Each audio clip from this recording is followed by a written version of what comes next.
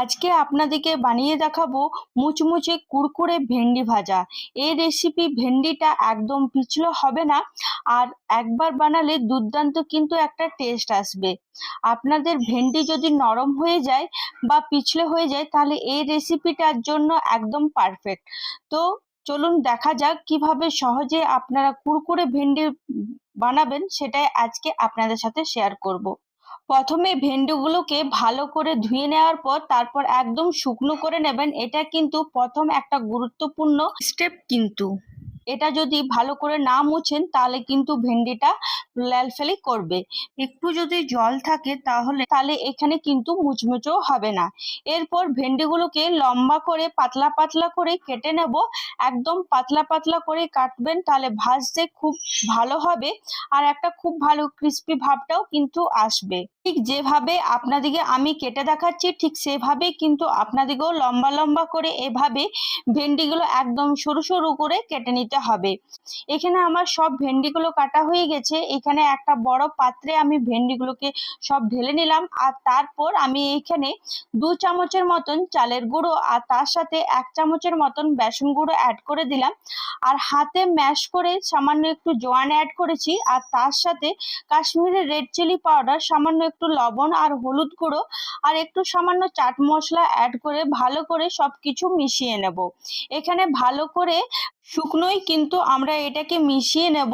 প্রথমে কিন্তু একদমই জল দেব না, এভাবেই শুকনো কিন্তু আমাদেরকে চালের গুঁড়োটা আর বেসনটাকে কিন্তু মিশিয়ে নিতে হবে।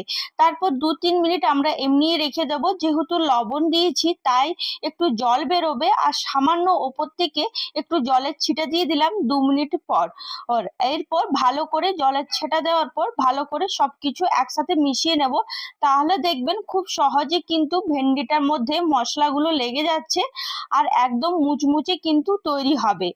এরপর এখানে কড়াইয়ে আমি তেল গরম হতে দিয়ে দিয়েছিলাম। তেলটা খুব ভালো করে গরম হয়ে যাওয়ার পর আমি এবার ভেন্ডিগুলো একটা একটা করে ভেজে নেব। একসাথে সবগুলো বেশি দেব না, নাহলে খুব একটা ভালো করে ভাজা হবে না। ভেন্ডিগুলো সোনালি রং পর্যন্ত আমাদেরকে ভেজে নিতে হবে। একদম দেখবেন মুচমুচে হয়ে গেছে। দেখুন এখানে আমি একবারে বেশি কিন্তু ভেন্ডি দিইনি, খুব কম ভেন্ডি একবারে ভাজছি। আর তেলটা অবশ্যই খুব ভালো করে গরম করে নেওয়ার পর আমাদেরকে ভেন্ডিগুলো দিতে হবে।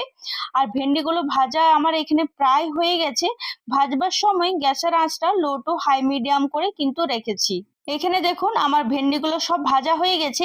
এরপর আমি একটা পাত্রে তুলে নেব। আর এটা আপনারা দেখে বুঝতে পারছেন যে কতটা না মুচমুচে হয়েছে। আশা করি আপনারা দেখে কিন্তু বুঝতে পারছেন। এরপর একটা পাত্রে আমি তুলে রেখে নেব, যাতে ওর মধ্যে যে তেলটা থাকে সেটাও যাতে বেরিয়ে যায়। এভাবে যদি আপনারা করেন তাহলে ভালো হয়। আর যদি আপনাদের কাছে এমনি ছাঁকনি যদি না থাকে তাহলে সেক্ষেত্রে টিস্যু পেপারের ওপরেও কিন্তু আপনারা এইভাবে দিতে পারেন। বাকি যে তেলটা থাকবে সেটা কিন্তু বেরিয়ে যাবে। এরপর বাকি যে ভেন্ডিগুলো ছিল ঠিক সেই প্রসেসে আমি ভেন্ডিগুলোকে ভেজে নেব। তেলটা কিন্তু এখানে ঠিক ভালোভাবে গরম আছে। এরপর এক এক করে আমি ভেন্ডিগুলো অ্যাড করে দিলাম, আর ভালো করে গোল্ডেন লাল হওয়া পর্যন্ত আমাদেরকে ভেন্ডিগুলো এখানে ভেজে নিতে হবে। গ্যাসের আঁচটা একদম লো টু হাই মিডিয়ামেই রেখেছি। এক এক করে আমি এখানে সব ভেন্ডিগুলো ভেজে নেব। আমার এখানে সেকেন্ড ব্যাচের ভেন্ডিগুলো খুব সুন্দর ভাজা হয়ে গেছে।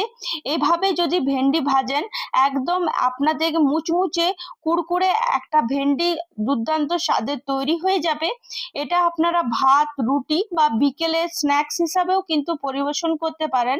একবার খেলে বারবার কিন্তু খেতে মন চাইবে। দেখুন এখানে আমি হাতে ভেঙে দেখাচ্ছি কতটা না মুচমুচে হয়েছে।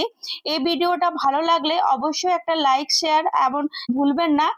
এমন এমন সুস্বাদু আর সহজ রেসিপি পেতে অবশ্যই আমার সাথে সাথে থাকুন।